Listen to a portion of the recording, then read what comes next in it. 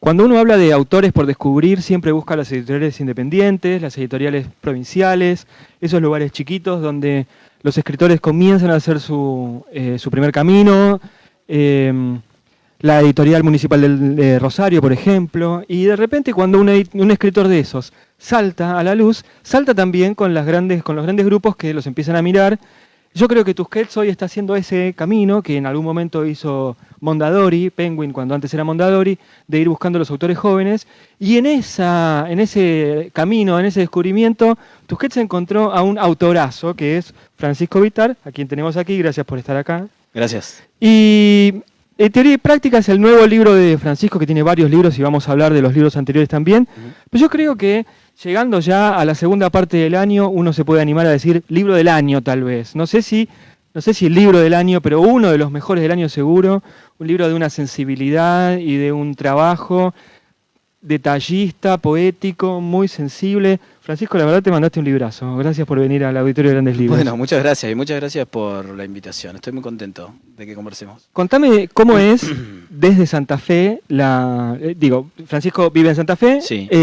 Y cómo se hace para escribir, Sí. y cómo son los circuitos de publicación y de legitimación Sí. para un escritor joven santafesino. Bueno, me parece que una buena manera de salir a la luz es mediante los premios, ¿no es cierto? No hay mucho misterio detrás de eso y hay una serie, me parece que mis libros anteriores son, no me parece, es así, son libros premiados y fue la manera en que empecé a publicar, digamos, ¿no? Quitando los libros de poesía, que tienen como otra circulación y otros lectores quizá también. Entonces, yo con esos libros anteriores, conociendo ¿cómo se llama? El trabajo de las editoriales, sabía también que jurados podían estar leyendo para esos concursos, ¿no?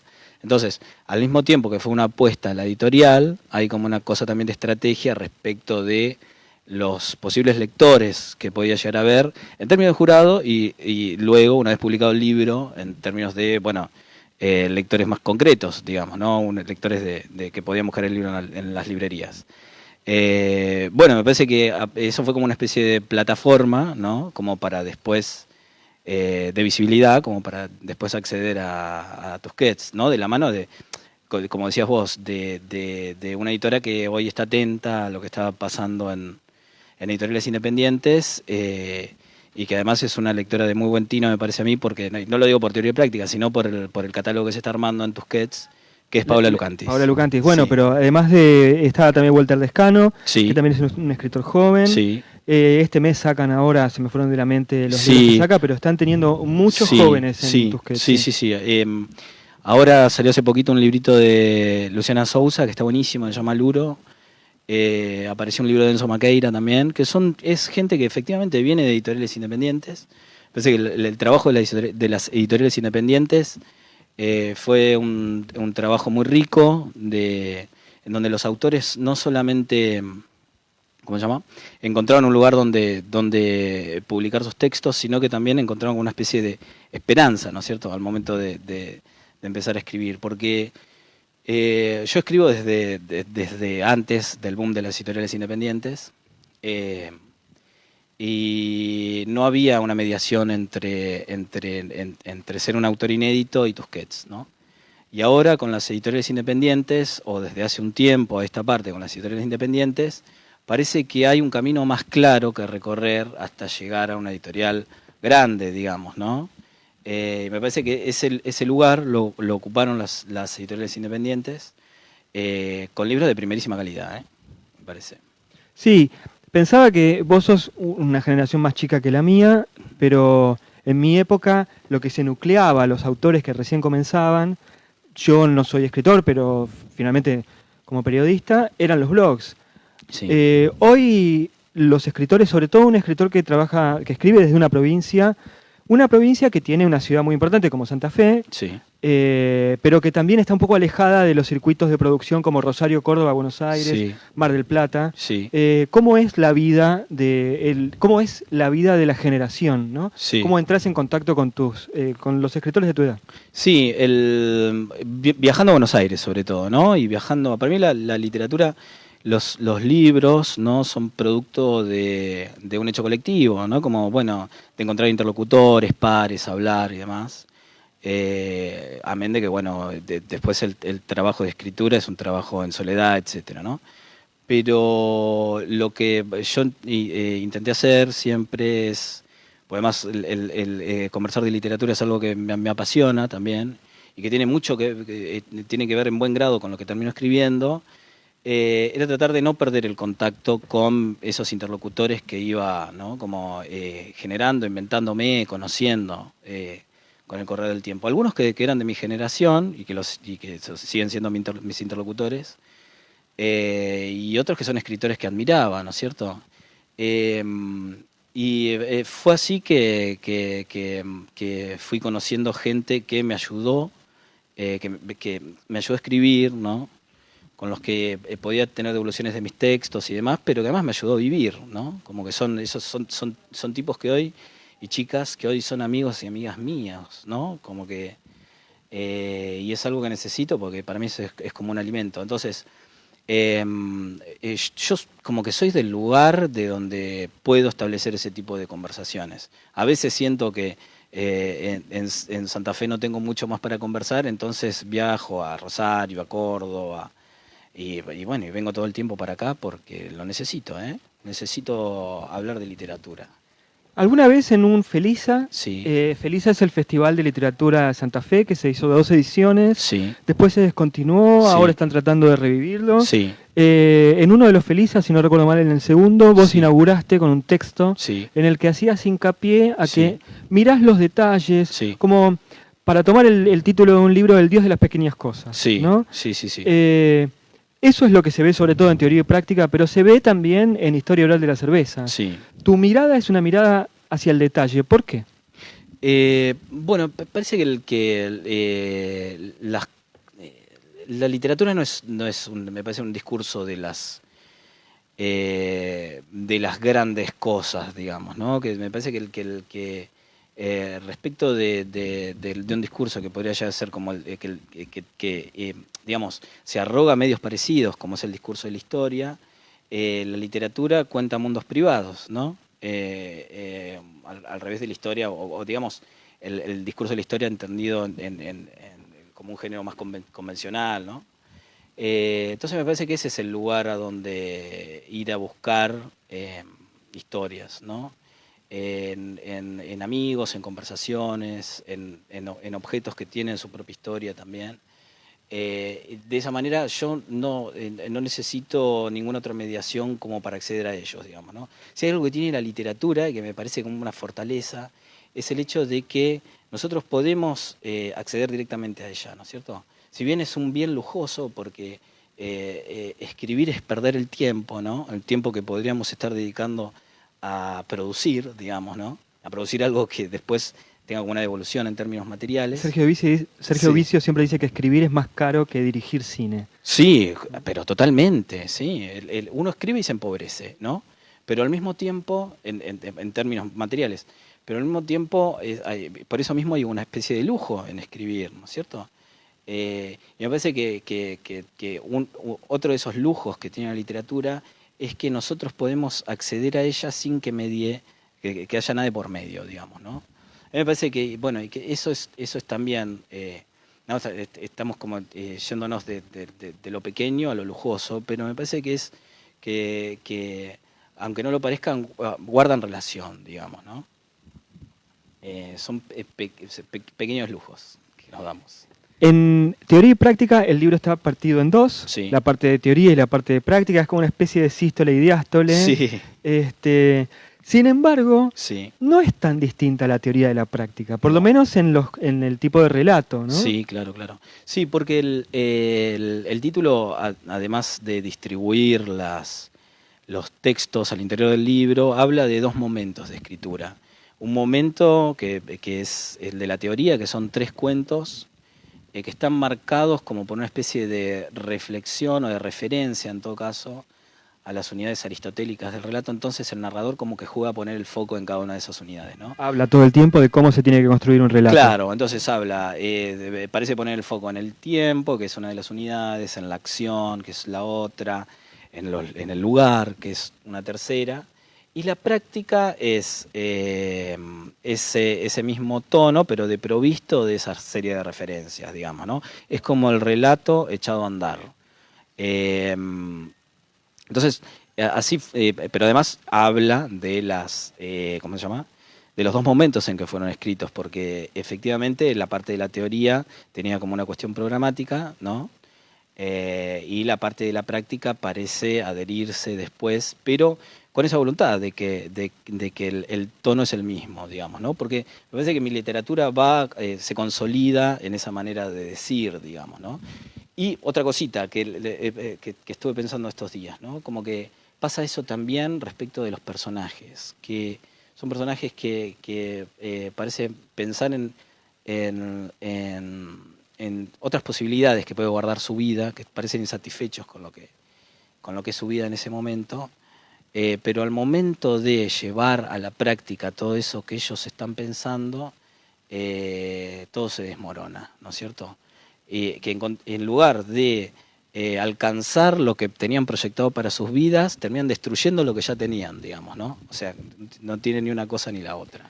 Por ahí porque salió en Tusquets y Tusquets tiene a Kundera en su catálogo, Sí. de esa idea de el narrador que construye al personaje me hacía acordar mucho a cuando Kundera en La Inmortalidad dice que ve a una mujer en una pileta y dice, bueno, imaginemos que se llama Agnes y empieza, o Astrid, y empieza a contar la historia. Sí. Aquí también los personajes aparecen, de nuevo, ese dios demiurgo, tal vez acá, aparece diciendo, este es un personaje y tiene esta vida, y a ver cómo sigue. Sí, porque me parece que en la posibilidad o en devolverle al lector la idea de que nosotros estamos construyendo con el narrador al mismo tiempo el personaje, hay una posibilidad mayor de reconocimiento, digamos, ¿no? Entonces hay como ciertos tabicados que parecen como indicaciones provisorias. Digamos que le pasa tal cosa a fulanito, ¿no es cierto?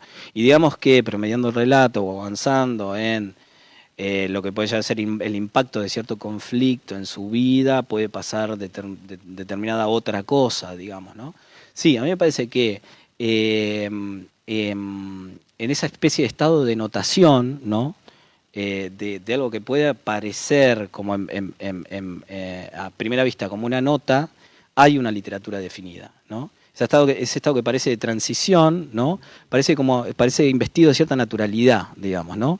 Y parece exento de artificio. Si bien el artificio ahí está puesto en primer plano. Está puesto en primer plano, exactamente. Otra cosa que tiene el libro, yo ahora en mi memoria lo siento que está escrito en presente. Después, por ahí, estaba escrito en presente. ¿Por qué? ¿Por qué además queda tan marcado el presente? Porque tal vez hay un personaje que es el hombre con el chico que se encuentran en la casa, que tal vez hay uno de los dos relatos que está en pasado, pero el presente está muy visto, ¿no? Viste que ahora el tiempo presente en la narración está como en medio de un fuego cruzado, ¿no es cierto? Están como los, ¿cómo se llama? Los adalides de la literatura del yo, que utilizan el tiempo presente como el tiempo de la autobiografía. Y está, por un lado, ¿no? Y está, que es algo con lo que teoría y práctica no tiene nada que ver. Y está Aira, que ataca el tiempo presente en la narrativa. Pero porque él de alguna forma dice el había una vez. El había una vez es como nosotros tenemos en el había una vez una especie de perspectiva del relato que no la tenemos con el presente, digamos, ¿no? Bueno, para mí no es ninguna de las dos cosas. Aira lo que dice también es que todavía hay como tiempo presente, no lo dice como una especie de excepción, no me acuerdo si en continuación de ideas diversas o en evasión, dice, todavía el modelo de Marguerite Duras sigue funcionando. Y me parece un poco el modelo que todavía me interesa, porque el presente en narración, además de sentirlo cercano, que el lector me parece que tiene como cierta proximidad con el lector, lo que hace es, ¿cómo se llama?, resolver cuestiones técnicas, digamos, ¿no? Como el futuro lo cuenta de una manera simple y al pasado de ese presente también lo cuenta de una manera simple, ¿no? Y no hace falta recurrir a tiempos verbales que por ahí pueden llegar a anular la lectura, pueden llegar a indefinirla y demás, ¿no? También pensaba en ese presente de la poesía, que está muy marcado también por tu literatura, ¿no? Sí, para mí la poesía es primero que tiene mucho que ver con mi formación y con mi escritura también. Y además me parece una fuente inagotable, digamos, ¿no? Tanto en cuanto a su, ¿cómo se llama? A su postura frente al lenguaje, como a la poesía como la zona de maniobras, ¿no? Como el lugar de experimentación. Entonces, si bien yo ya no escribo poesía, la sigo leyendo y me parece que ahí, y además los escritores que me interesan son todos escritores que vienen de la poesía o tienen un ojo puesto ahí, digamos, ¿no? Por ejemplo, ¿quiénes? Bueno, Sartre es un escritor que a mí no me gusta. Bueno, pero es de la ciudad, tiene las Es 27 de la cuadras de ciudad, Santa Fe claro, son de él. sí, totalmente. Vamos a ver. Bueno, Sartre es un tipo que me parece que, lo mismo que Aira, en este sentido, son escritores que vienen de la poesía, ¿no es cierto? Que prestan una especial atención a lo que es la poesía, eh, y al mismo tiempo tienen en su obra, ¿no?, manifestaciones de esa misma lectura que pueden interesarte o no. Para mí lo que me parece que pasa en los dos es que los dos le hacen algo a la literatura, ¿no? Algo de lo que la literatura a lo que la literatura después le cuesta reponerse, digamos, ¿no? Y por eso es que los pensamos tanto. Entonces, a mí lo que me pasa, incluso pensando cómo leen ellos mismos la poesía, lo que me pasa es que para mí la referencia a tanto a Aira como a Sartre son inevitables, porque todavía estamos pensando lo que ellos le hicieron a la literatura y no lo que ellos hicieron en literatura, ¿no? Sus modos de narrar, ¿no?, como sus modos de pensar la literatura, ¿no? Para mí, esas son cosas que merecen seguir siendo pensadas. En cambio, por ejemplo, Bolaño, que es otro escritor que presta especial atención a su poesía, viste que él decía que, bueno, a él le convencía más su trabajo como poeta que como narrador. Él hubiese querido ser poeta. Él hubiese querido ser poeta y además está el personaje del poeta es un lugar central en su narrativa. Los detectives salvajes, por Los ejemplo. detectives salvajes, etcétera. Eh, También tiene como un trabajo al punto tal que todos estos escritores podrían considerarse, a excepción de Aira, como en su tradición se podría pensar que Bolaño es la máxima expresión de la, ¿cómo se llama?, de la poesía chilena, pensando que la poesía chilena es una poesía de larguísima tradición y es una de las tradiciones poéticas más importantes. Y se podría pensar que Saer también escribe como largos poemas en sus libros. Además estaba en su voluntad esto de hacer de la, ¿cómo se llama?, de la narrativa largos poemas y de los poemas, ¿cómo se llama?, condensar en la narrativa y expandir en el verso. Entonces hay como voluntades cruzadas. Son todos escritores que me parece que hacen algo con la poesía, ¿no es cierto? Parece que el escritor que está deprovisto de eso, de la lectura de la poesía, se pierde una fuente importante, ¿no es cierto?, de recursos. Es como mi vaca muerta, digamos, la poesía. Es un lindo título ese, ¿eh? Sí, mi vaca muerta. Sí.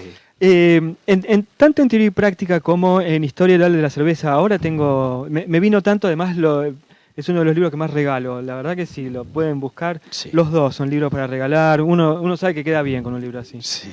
En los dos libros sucede que la situación de los personajes tienen pequeñas peripecias. Tampoco es que tienen muchas peripecias, no hay una vida de aventura, pero siempre llega hasta un punto en donde la acción se interrumpe. Sí. Se interrumpe y queda en un estado de incertidumbre. Sí. ¿En qué momento definís la acción llega hasta acá? Uno no sabe cómo, o Sí. uno por lo menos intuye, Sí. o queda en ese grado de Sí. incertidumbre que Sí. te deja también a vos Sí. en incertidumbre, Sí. ¿no? ¿Cuándo decís la acción llega hasta acá? Bueno, esa es otra enseñanza de la poesía, Zambra decía respecto de, y lo decía Alejandro Zambra, ¿no?, un escritor chileno, sí, y lo decía también Bolaño respecto de su propia literatura.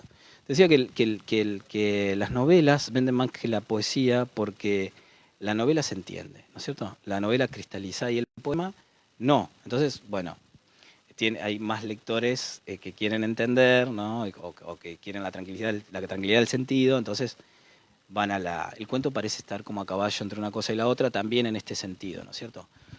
A mí me importa recuperar ¿cómo se llama? Ese gesto de la poesía en los cuentos, de apuntar hacia algo que se desconoce, ¿no es cierto? Y eso es, digamos, esa especie de dirección aparece en los finales, digamos, ¿no? En detener la acción.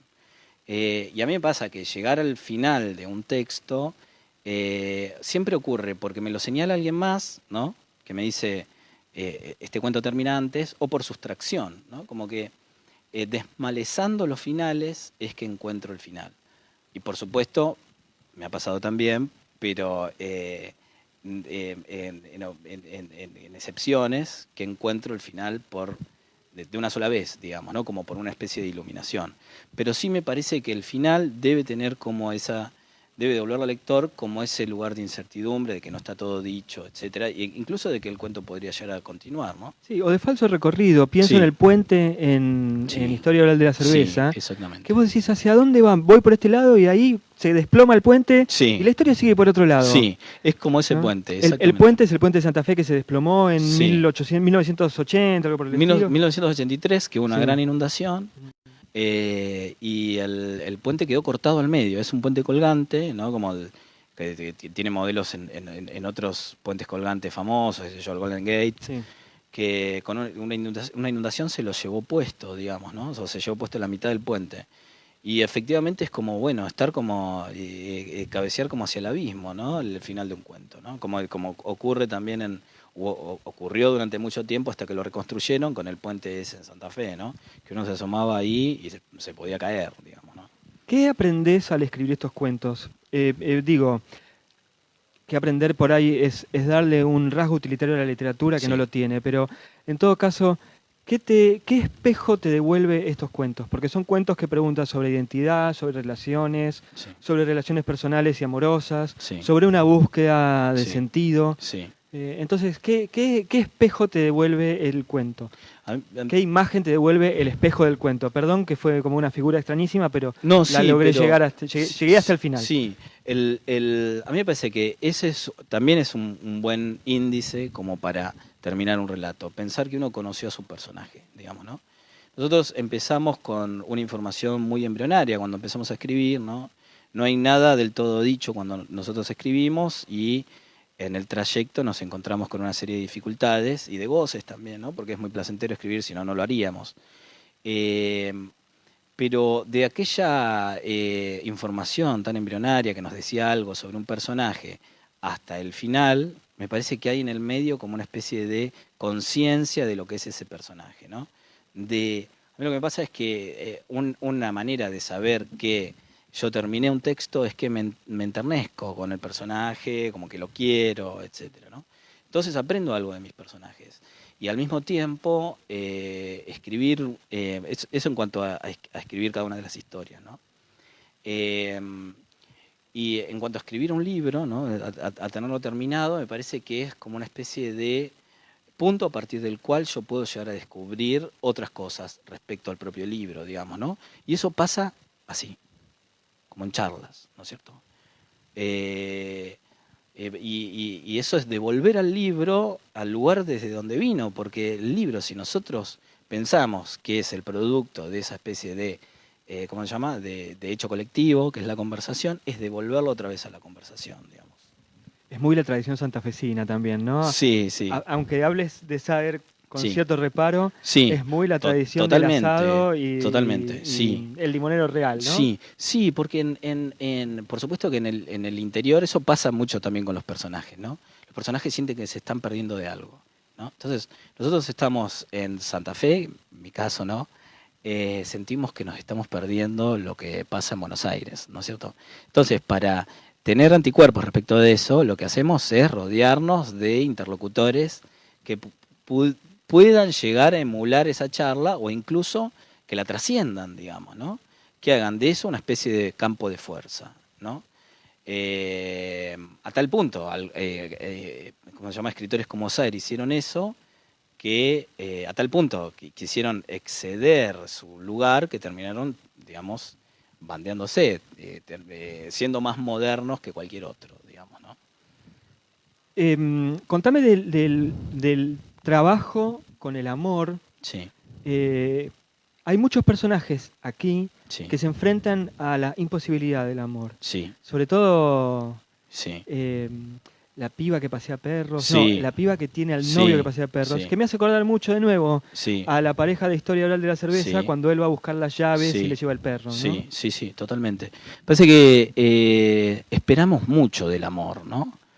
Eh, y no sé si está bien que así sea. A veces el amor está como mucho más cerca nuestro, digamos, ¿no? Y el amor es algo que debe ser cultivado y que no hay que descuidar, etcétera, ¿no? Eh, pero bueno,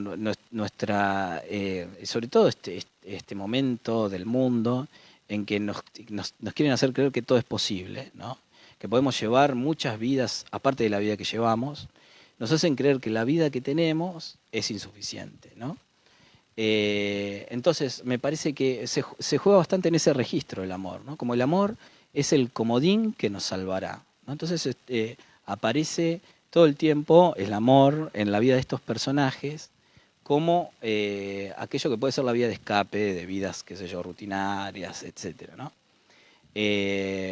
Pero bueno, es esa segunda vida, ese que a menudo trae tantos problemas, ¿no es cierto? Y son los problemas de estos personajes. Seguro, el problema siempre termina siendo el amor, digamos, ¿no?